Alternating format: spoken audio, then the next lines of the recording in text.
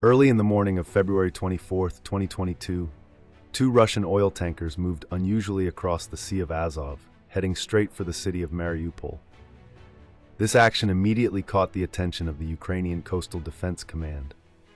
They realized it was a sign of an imminent war, and just a few hours later, their concerns became reality as Mariupol endured intense shelling from the Russian Navy. The two oil tankers were identified as decoys, used to distract while a fleet of military vessels advanced behind them. Simultaneously, Russian cruise missiles, military aircraft, and artillery bombarded Ukrainian defenses from the east. This marked the official start of the brutal battle for the coastal city of Mariupol. From this point on, this strategic port city would become the epicenter of bloody conflicts, where courage, resilience, and daring strategies were displayed. Welcome to History EX. Mariupol, a strategic city, first needs to be understood in terms of why both sides are so focused on it. Geographically, Mariupol is located in eastern Ukraine and serves as the shortest route to the Sea of Azov. Historically, during the Soviet Union era, Mariupol was developed as an industrial center during the Cold War, prepared for a major conflict with NATO. As a result, the Soviet Union designed the factories and seaports in Mariupol to be extremely robust, strong enough to withstand even a nuclear attack. Inheriting this legacy, Mariupol in 2022 remained one of Ukraine's 10 largest cities, with a population of over 430,000. If Russia could capture Mariupol, it would gain full control over the Azov Sea coast, establishing a secure land corridor to connect Russian cities with the Crimean Peninsula. In fact, in 2014, Russian-backed separatists made efforts to seize Mariupol, but this plan failed due to the emergence of the Azov Special Operations Detachment.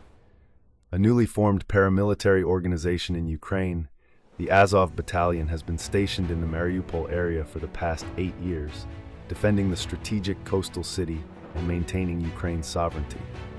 On the other hand, Russian forces view Azov as a serious threat to their military plans. Alongside the Azov Regiment, the defense forces in Mariupol at the time of the battle included around 5,000 soldiers equipped with tanks, armored vehicles, aircraft, artillery, and small naval vessels. However, they lacked the capability to defend against long-range missile attacks. In general, Mariupol's defense forces were no match for the firepower of the opposing side. The Russian army, primarily using the 1st Donetsk Corps, formerly a unit of the self-proclaimed Donetsk People's Republic, DPR, was later supplemented with Russian soldiers brought through routes from Crimea. This reinforced their military assets and personnel, greatly outnumbering Ukraine's forces. Additionally, the 150th Motorized Rifle Division, with its 10,000 troops, was ready to be deployed to exploit any breakthrough developments at Mariupol. The early stages of the battle.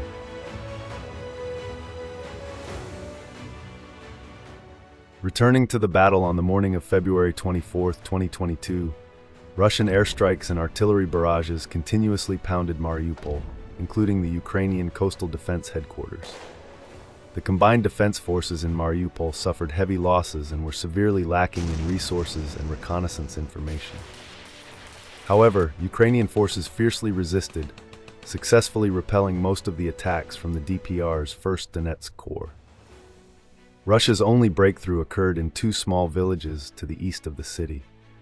To protect Mariupol's port, the 9th Naval Surface Division, in coordination with Mariupol's 23rd Maritime Defense Unit, undertook the task of demining around the port area. To the west of the city, the situation grew more complex and dangerous compared to the center. About 2,000 troops from Russia's elite 810th Guards Naval Infantry Brigade, equipped with over 30 armored personnel carriers, APCs, landed about 70 kilometers west of Mariupol. At the same time, over 4,000 soldiers from Russia's 126th Coastal Defense Brigade, along with the 177th Marine Regiment and the 19th Motorized Rifle Division, advanced from Crimea towards Melitopol, aiming to reach Mariupol quickly by moving along the coast. Luckily for Mariupol's defenders, the 810th Brigade did not reach the city by the second day of the battle. After landing, the brigade moved aimlessly through towns without a clear objective and only participated in the battle for Mariupol, after linking up with reinforcement units moving from Crimea. It is possible that the 8th Brigade originally intended to land closer to Mariupol, perhaps even at the city's port, but due to last-minute changes, they were forced to land elsewhere, giving Mariupol's defenders extra time to prepare for the upcoming fight.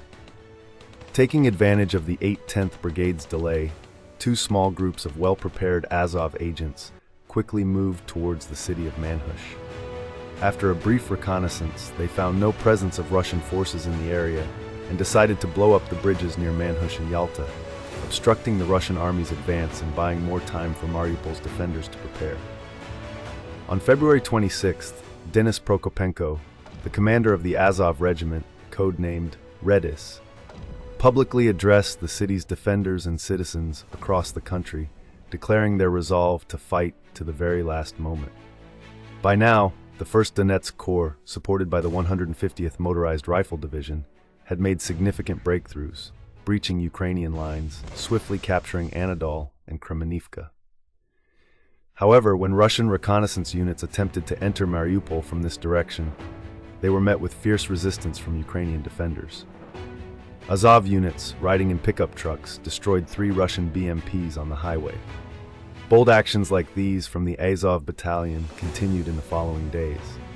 Meanwhile, a large concentration of Russian forces was spotted in Osipenko, about 60 kilometers west of Mariupol. On February 27th, after intense shelling of the city, Russian forces began advancing through Manhush. Surrounding areas like Sartana, Nutov, and Talakivka were also subjected to continuous, fierce attacks. Elsewhere, the 150th Motorized Rifle Division and units from the 1st Donetsk Corps advanced toward the Ilich Steel and Iron Works from the north. The Ukrainian army secretly positioned 2 T-64 tanks and a small number of soldiers inside the industrial zone, creating the illusion of a large force. As night fell, the Russian troops planned to attack the factory. However, the Ukrainians cleverly planted mines at the main entrance, causing significant damage to the Russian forces involved in the assault. Upon discovering the mines and destroyed BMP vehicles during reconnaissance, the Russians mistakenly believed they were facing a large and well-fortified force. As a result, they decided to instruct the main forces of the 150th Motor Rifle Division to bypass the area through Stary Krim. At the same time, they deployed additional DPR brigades to control the Makadoniska area and maintain the established encirclement. Russia surrounds all of Mariupol. Ukraine struggles to resist. On February 28th, Russian forces advanced to the village of Topolin and decided to deploy the majority of their heavy artillery there. From that point onward, Mariupol was subjected to continuous and intense shelling. The expanding battlefront forced the Ukrainian defenders, already stretched thin, to spread their forces even further. The eastern flank, considered relatively safe just days before, began to collapse. The 1st Separate Marine Battalion was forced to withdraw from Nutov and Sartana after the first battle, allowing time to prepare for the next defensive line. They destroyed bridges across the Kalmius River. However, due to several mistakes, the units defending Nutov did not receive the retreat orders in time, resulting in the loss of 3 tanks, 1 armored vehicle, and 1 infantry fighting vehicle. Additionally, due to faulty explosives, the bridge at Nutov was not fully destroyed, allowing Russian forces to easily cross the river. This series of setbacks rendered maintaining the defensive line located 7 kilometers east of the city pointless. The near-certain encirclement forced the Mariupol defenders to concentrate their efforts on holding the eastern and northeastern areas of the city, approximately 2.5 kilometers from Sartana. On March 1st, a major turning point occurred when Mariupol was fully surrounded by Russian forces. Although some Russian units managed to enter Stary Krim, they faced fierce resistance from small groups of Ukrainian defenders and were forced to retreat, losing several armored vehicles. Ukrainian forces continued launching counterattacks, attempting to break the encirclement. However, in the following days, they were gradually pushed back toward the city. Attempts to rescue Mariupol from the outside, carried out by the 54th and 56th Mechanized Brigades, were also unsuccessful. When Russian forces reached the village of Rozivka, the risk of a double encirclement became imminent, forcing Ukraine to halt its rescue operations out of fear of further losses. By March 6th, a surprising development occurred on the outskirts of Mariupol. Ukrainian defense forces deliberately withdrew from the brick factory, allowing Russia's 102nd Regiment, part of the 150th Motor Rifle Division, to move in. However, the Russian army quickly realized it was a deadly trap as they advanced deep into the industrial zone of the factory.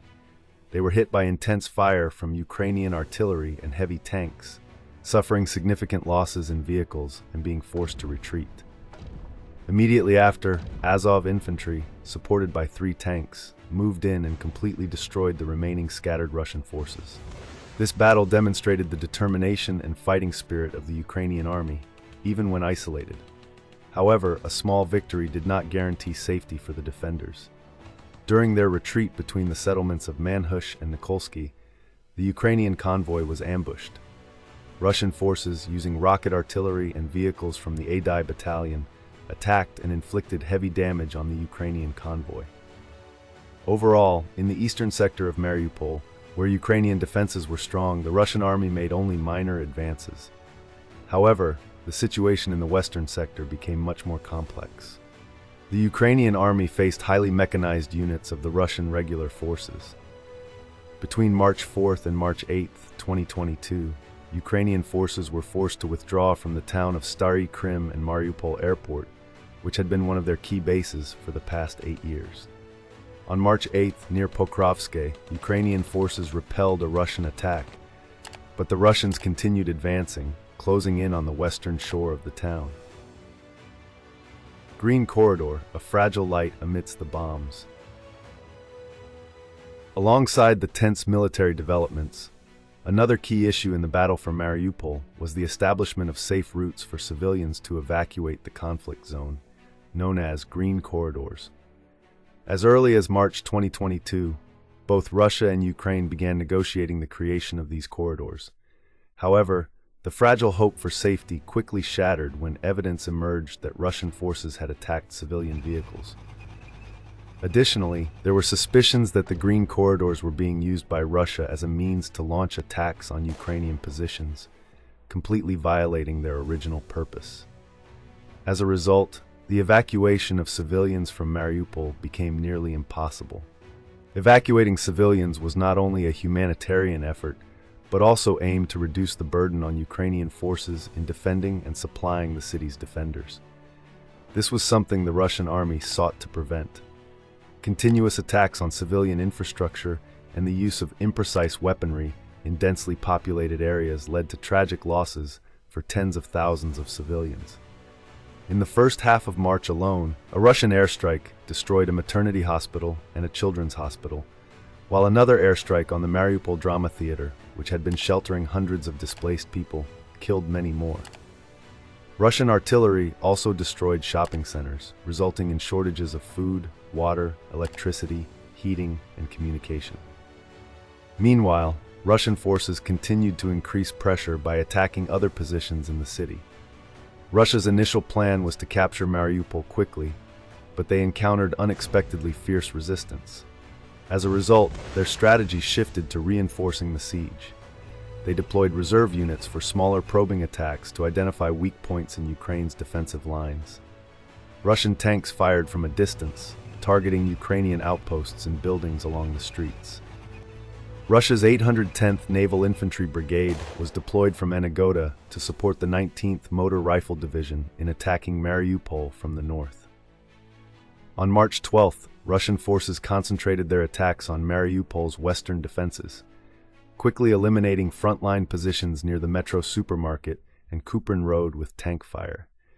Armored units followed, moving into the outskirts of the city center along Peace Avenue and nearby streets.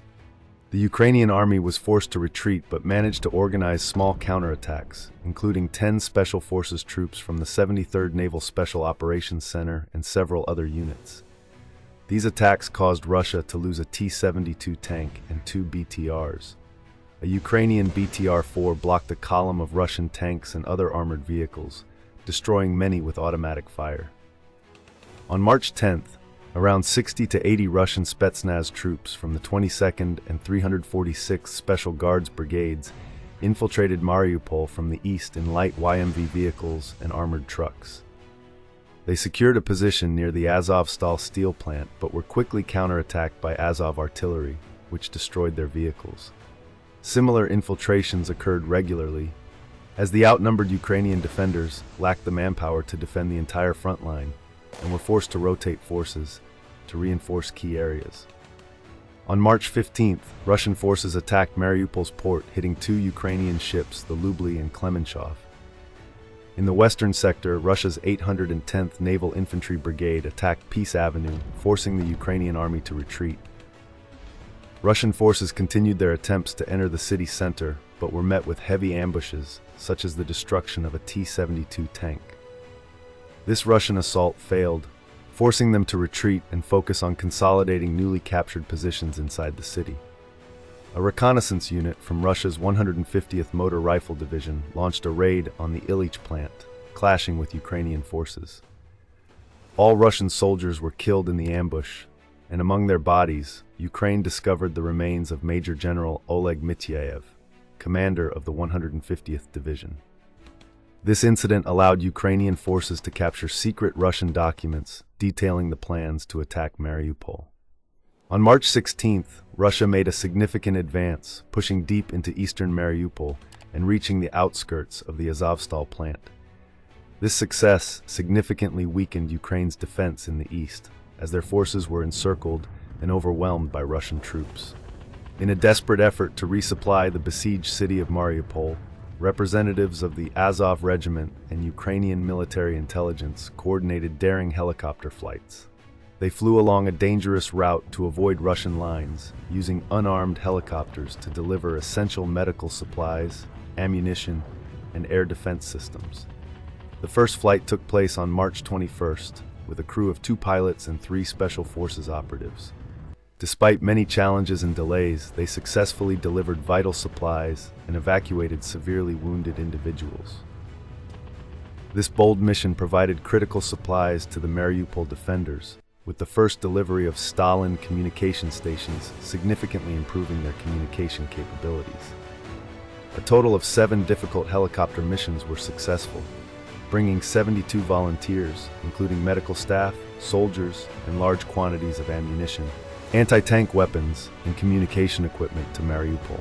After the first 4 missions went smoothly, subsequent operations faced heavy Russian attacks. 3 helicopters were shot down, and 1 was forced to turn back after being hit by a missile. Russia tightens the siege, the final chapter of the battle for Mariupol. To accelerate the capture of Mariupol, Russia reinforced its forces with over 1,000 soldiers from the Chechen Rapid Response Special Unit. On March 22nd, Russia's 81st Marine Brigade began advancing into Mariupol along Peace Avenue. There, they clashed with 2 Ukrainian T-64 tanks and infantry. Intense battles erupted in this area, involving Ukrainian BTR-4 armored vehicles and drones. The pressure on Mariupol continued to mount as Russian forces tightened the siege, causing the city's defenders to suffer significant losses and severe shortages. In early April, the 501st Battalion, along with other units from the 36th Marine Brigade, was encircled and cut off from the main forces at the Ilyich plant. Ultimately, the Ukrainian 501st Battalion, facing overwhelming difficulties, was forced to surrender after a failed attempt to break through to the north.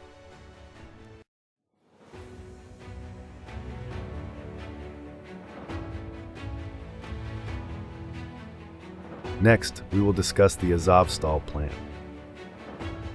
This is an 11-kilometer square metallurgical complex with 12,000 workers, which became a fortress for the Ukrainian military. It has a 24 kilometers network of underground bunkers and shelters designed to withstand nuclear attacks, making it ideal for defensive tactics.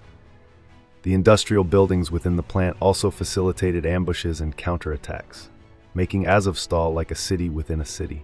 It played a key role in defending Mariupol after the Ukrainian forces relocated their defensive base there.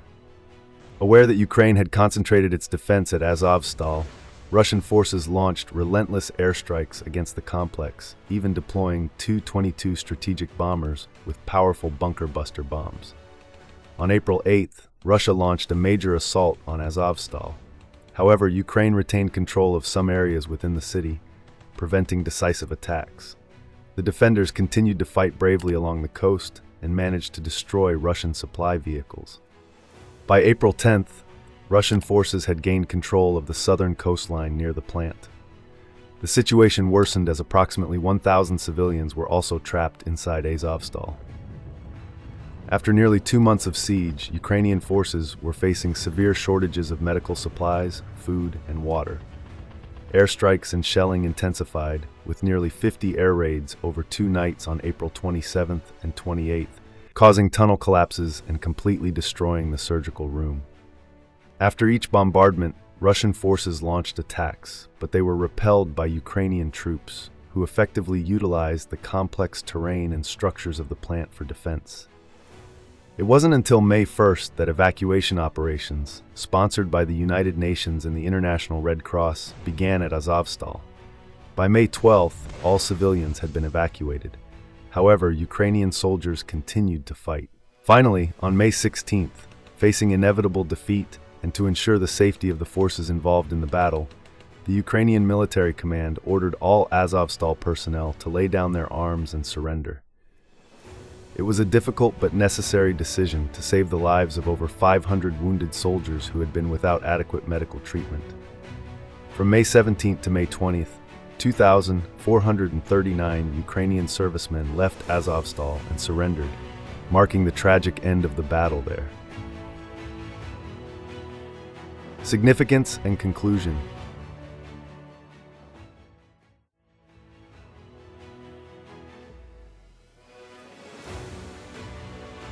The battle for Mariupol, lasting from February 24th to May 20th, 2022, became one of the fiercest battles in the war between Russia and Ukraine. Russia's goal of capturing Mariupol was achieved after months of intense fighting, establishing a land bridge between Russia and Crimea. On the Ukrainian side, they managed to tie down and deplete a significant portion of Russian forces that could have been used to capture other key territories. More importantly, despite the ultimate outcome being defeat, Mariupol became a symbol of courage and the indomitable fighting spirit of the Ukrainian people against the might of the Russian army. This also garnered the attention and support of people worldwide. You've just finished watching the video. Let me know your thoughts by leaving a comment below. What did you think about this video? If you enjoyed it, please like, share, and don't forget to subscribe to History EX and hit the notification bell so you won't miss any exciting upcoming content.